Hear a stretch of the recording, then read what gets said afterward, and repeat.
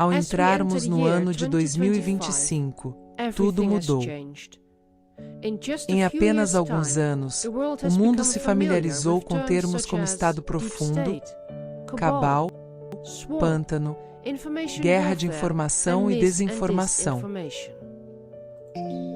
As pessoas começaram a ver que seus governos eram apenas fantoches de algo maior, algo além de sua compreensão, algo obscuro e sinistro.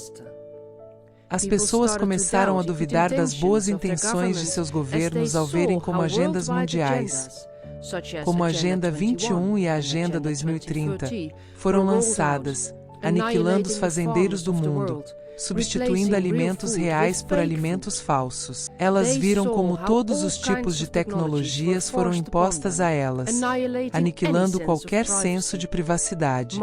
O dinheiro foi tirado, substituído por moeda digital e IDS digitais.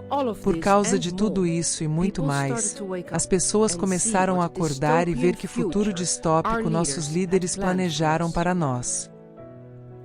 A série documental The Fall of the Cabal e a sequência de The Fall of the Cabal foram feitas por Janette Ossebart e eu. Nós os fizemos por preocupação com a humanidade e para expor ao mundo para onde a Cabala está nos levando. Milhões e milhões de pessoas no mundo todo assistiram à série. No final, foram essas pessoas que deixaram o mundo pronto para realmente acordar, reivindicar sua soberania e escolher outro caminho para o futuro. Mas esse caminho ainda não foi tomado. Agora estamos em um período de transição, um período entre as linhas do tempo. Ainda precisamos entender o verdadeiro núcleo, as raízes da Cabala. Porque somente quando realmente formos ao fundo da toca do coelho entenderemos o quadro completo. E com esse conhecimento podemos deixar as velhas estruturas para trás.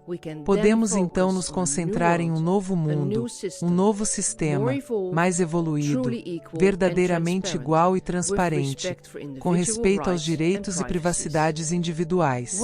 Bem-vindos à conclusão da queda da Cabala, onde descobriremos a verdadeira natureza da Cabala, como está inserido em todos os aspectos da sociedade, portanto, a imensidão do trabalho que precisa ser feito nos próximos anos para realmente drenar o pântano.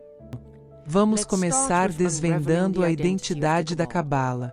Vamos analisá-la sistematicamente, passo a passo, de forma simples e abrangente. Como você sabe, uma pirâmide tem 3 lados, 3 pontas. A pirâmide da Cabala não é diferente.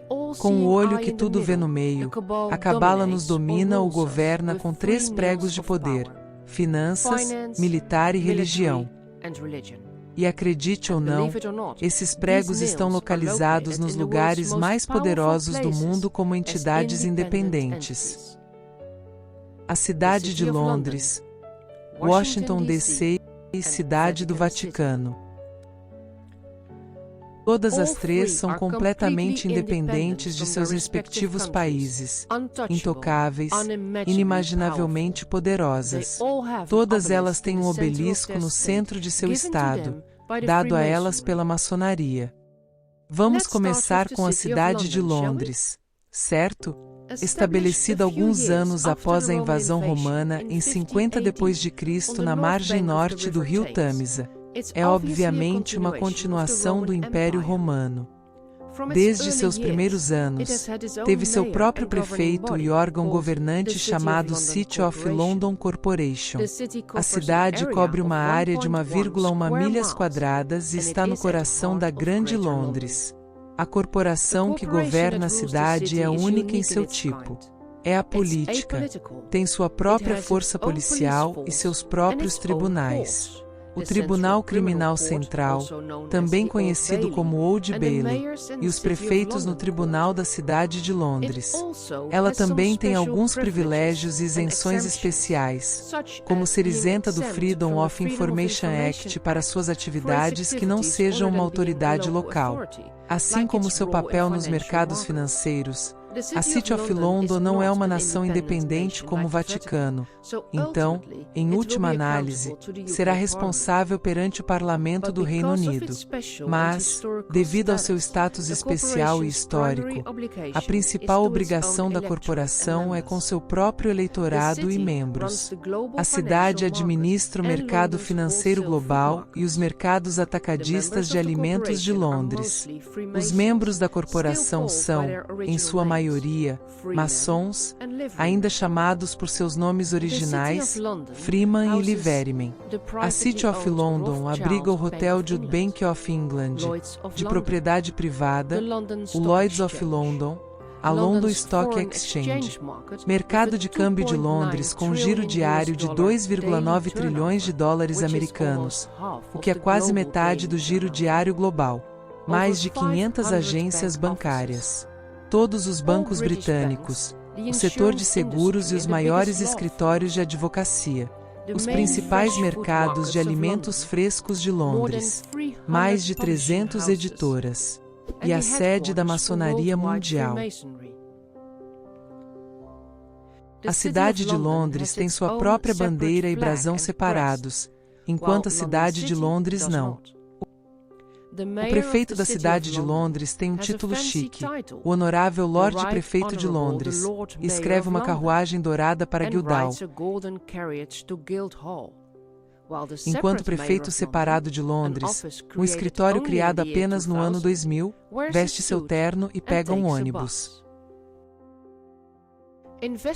O jornalista financeiro investigativo Nicholas Shaxson diz: por meio de listagens internacionais de ações, negociação de moeda, emissão de títulos e muito mais, a cidade lida com atividades financeiras perfeitamente respeitáveis de todo o mundo.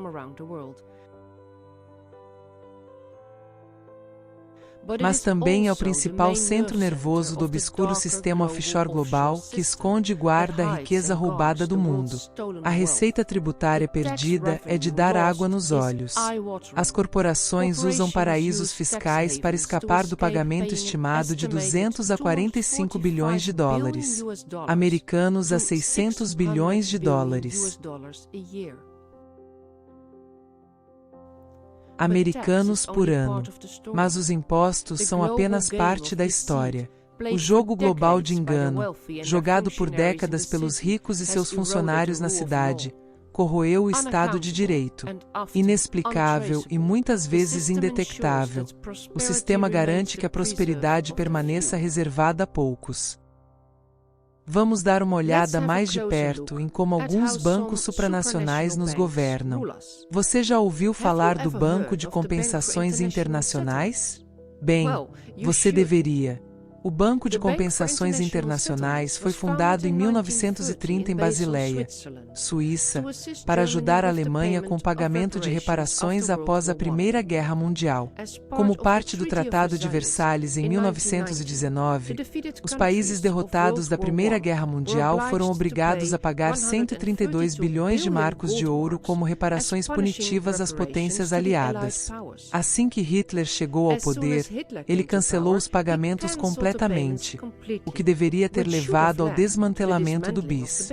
Mas, em vez disso, recebeu um novo status, para se tornar o Banco Central dos Bancos Centrais Nacionais.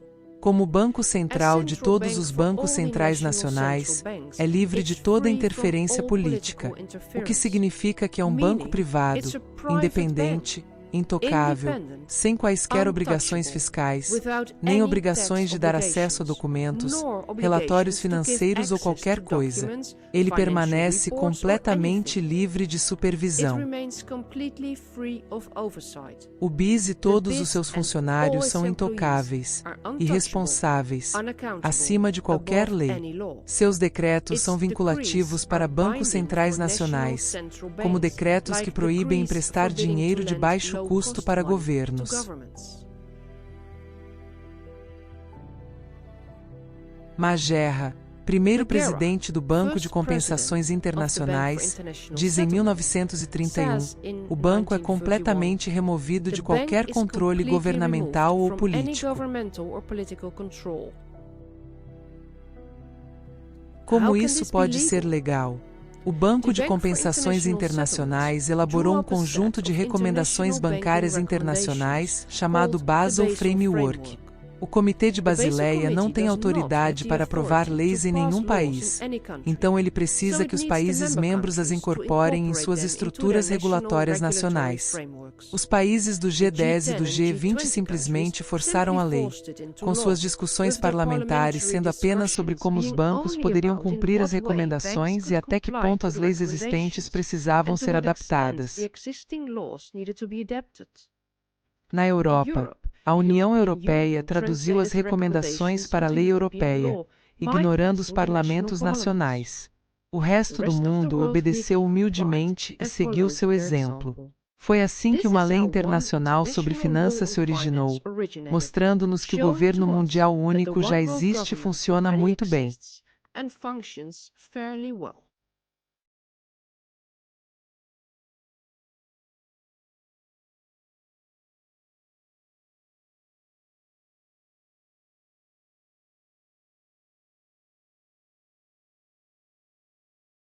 Outra guerra mundial, e temos o nascimento de dois outros bancos internacionais.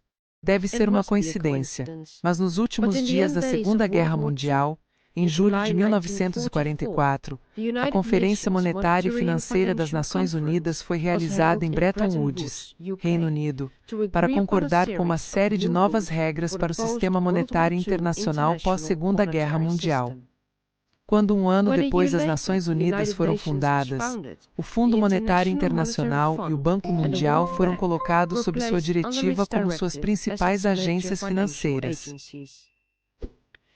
O objetivo do FMI e do Banco Mundial é principalmente ser o credor global de último recurso para governos nacionais, o que lhes dá poder sem precedentes sobre países necessitados. O FMI supervisiona as políticas monetárias de todos os países. Ele tem o direito de interferir e dar diretrizes a um país. Uma vez que um país aceita a assistência do FMI, ele é obrigado a cumprir os programas de ajuste estrutural do FMI, que, para ser franco, tendem a corroer a economia nacional. A lista de escândalos e incidentes é infinita.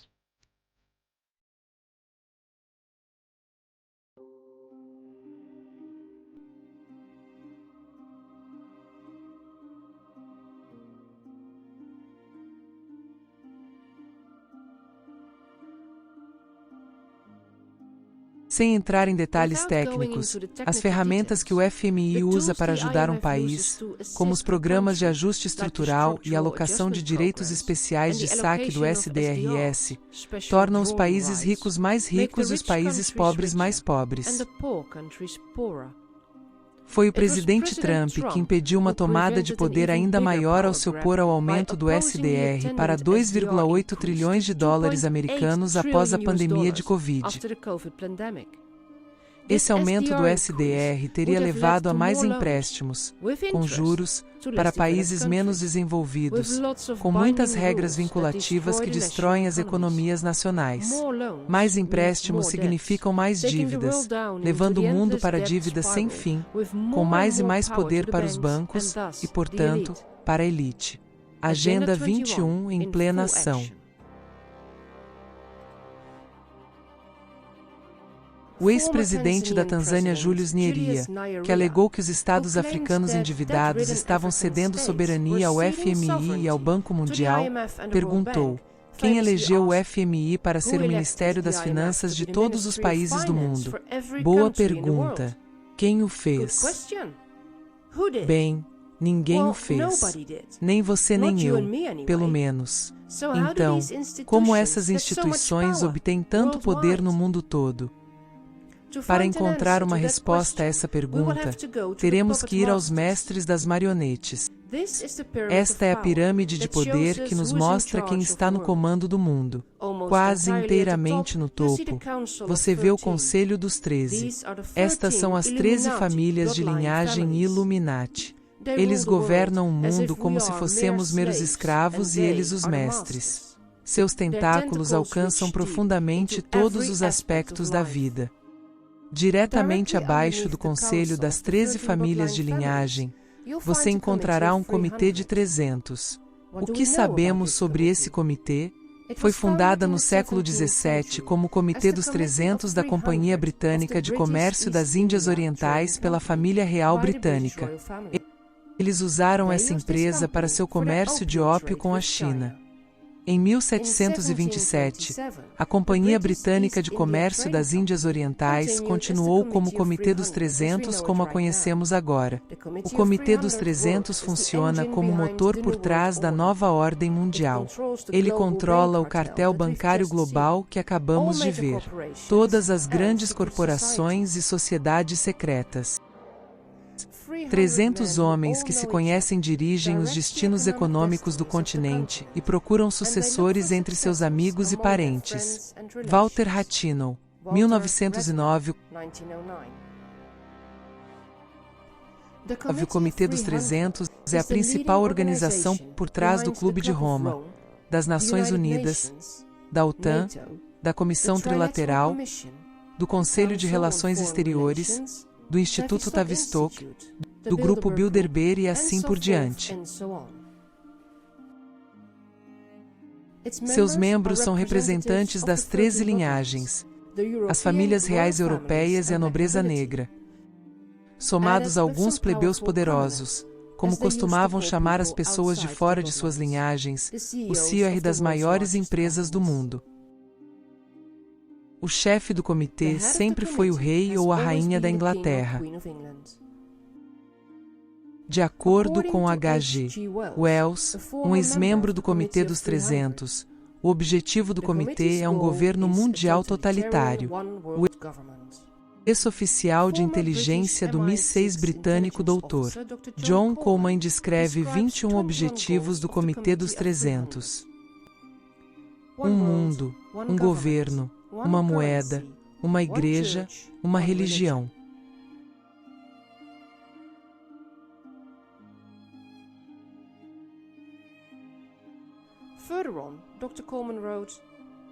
Pelo menos 4 bilhões de comedores inúteis serão eliminados até o ano de 2050 por meio de guerras limitadas, epidemias organizadas de doenças fatais de ação rápida e fome.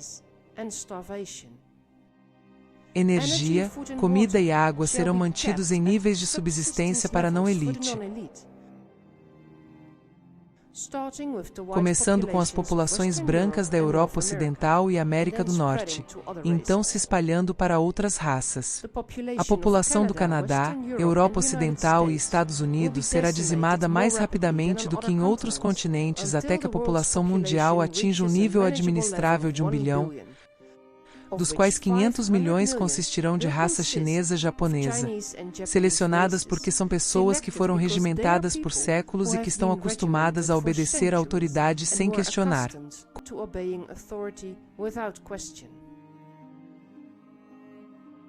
Conheça Zbigniew Gazimir Brzezinski, um diplomata e cientista político polonês-americano. Ele foi conselheiro do presidente Johnson e conselheiro de segurança nacional do presidente Carter. Ele foi um membro proeminente do Clube de Roma, membro do Comitê dos 300, membro do Conselho de Relações Exteriores e membro da antiga nobreza negra polonesa. Sem as restrições dos valores liberais tradicionais, a elite não hesitaria em atingir seus objetivos políticos usando as últimas técnicas modernas para influenciar o comportamento público e manter a sociedade sob controle e civis próximos. Brzezinski continua. Em breve será possível afirmar um controle quase contínuo sobre cada cidadão e manter arquivos atualizados contendo até mesmo os detalhes mais pessoais sobre a saúde e o comportamento pessoal de cada cidadão, além dos dados mais habituais. Esses arquivos estarão sujeitos à recuperação instantânea pelas autoridades. O poder gravitará nas mãos daqueles que controlam as informações. Nossas instituições existentes serão suplantadas por instituições de gerenciamento pré-crise, cuja tarefa será identificar com antecedência prováveis crises sociais e desenvolver programas para lidar com elas. Bem, Não parece que seu projeto foi implementado nos anos anteriores, exatamente como ele queria, e até mesmo em todo o mundo. Que imenso poder esse comitê tem! Os membros do Comitê dos 300 estão reaparecendo em todos os lugares, pois o comitê é a organização guarda-chuva de todos os think tanks líderes mundiais, como o Grupo Bilderberg, o Conselho de Relações Exteriores e a Comissão Trilateral. O Grupo Bilderberg, com suas reuniões secretas anuais, foi idealizado pelo Dr. Joseph Rettinger, suposto espião e principal conselheiro do general Władysław Sikorski, chefe do governo polonês exilado em Londres durante a Segunda Guerra Mundial. Ele usava o príncipe Bernard, marido alemão da rainha Juliana da Holanda, que também viveu exilada em Londres durante a Segunda Guerra Mundial, e Paul Huykens, o presidente fundador da Unilever, que fundou o Grupo Bilderberg em maio de 1954 no Hotel Bilderberg em Oosterbeek, na Holanda. As reuniões sempre foram muito secretas. As discussões são realizadas sob a regra de Chatham House, o que significa que nenhuma declaração de qualquer tipo pode ser feita à imprensa. Não há atas de reunião. Os participantes têm o direito de usar as informações obtidas nessas reuniões, mas não atribuídas a um palestrante nomeado. Isso deve garantir discussões abertas e livres, mas pensadores críticos afirmam que os membros estão discutindo livremente nossa queda. O fato é que quando você é convidado para as reuniões Bilderberg, pode esperar um grande impulso na carreira como fantoche da cabala.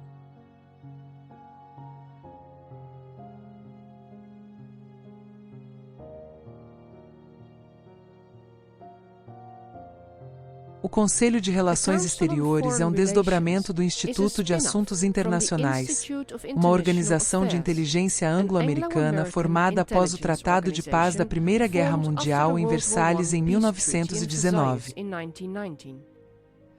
A filial britânica se separou no Instituto Real de Assuntos Internacionais, também conhecido como Chatham House, e a filial americana se tornou o Conselho de Relações Exteriores. O objetivo do Conselho é informar o governo sobre assuntos políticos internacionais, um termo chique para espionagem. Seus membros incluem políticos seniores, secretários de Estado, diretores da CIA, banqueiros, advogados, professores, diretores corporativos, CEOs e figuras proeminentes da mídia. O Conselho é fortemente apoiado financeiramente pela Fundação Ford e pela Fundação Rockefeller, com David Rockefeller até mesmo se tornando diretor do CFR em 1949. Os principais relatórios do Conselho são sobre ameaças de guerras e paz. O Conselho de Relações Exteriores é uma ONG, uma organização não governamental. A Comissão Trilateral foi fundada em 1973 por David Rockefeller e Henry Kissinger. Ela envolve a cooperação entre a América do Norte, Europa e Ásia-Pacífico. A Comissão Trilateral, também uma ONG, representa interesses comerciais e políticos influentes, um grupo de lobby de alto escalão, por assim dizer. Os membros e ex-membros incluem figuras importantes na política, inteligência, negócios, mídia e academia. Este é o Estado profundo governando o mundo livre de qualquer interferência democrática. Um relatório da Comissão Trilateral em 1975 declarou: a vulnerabilidade do governo democrático nos Estados Unidos não vem principalmente de ameaças externas, embora tais ameaças sejam reais, não de subversão interna da esquerda ou direita, embora ambas as possibilidades possam existir, mas sim da dinâmica interna da própria democracia em uma sociedade altamente educada, mobilizada e participante.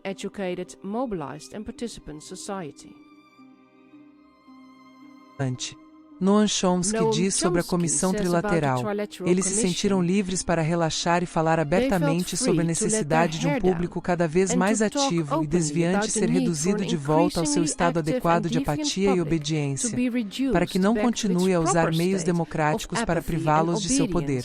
lest it continue to use democratic means to deprive them of their power.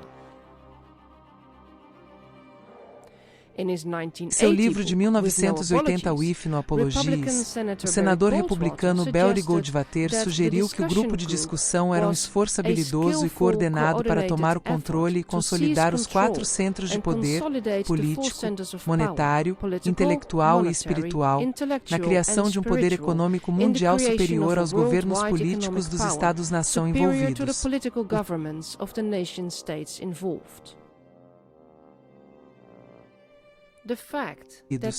O fato de que esses comitês, comissões, grupos, think tanks e mais são membros das elites deste mundo, nos dizem muito sobre seus objetivos.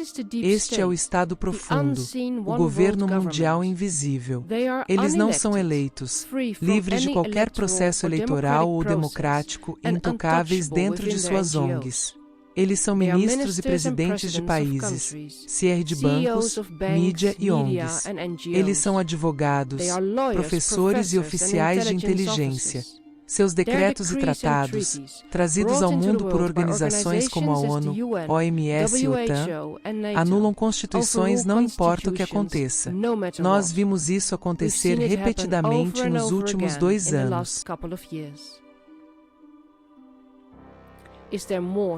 Há mais a saber sobre a identidade da Cabala e quanto a Washington DC e o Vaticano, como eles contribuem para o governo mundial único. Vamos investigar mais a fundo na parte 2 desta conclusão sobre a queda da Cabala.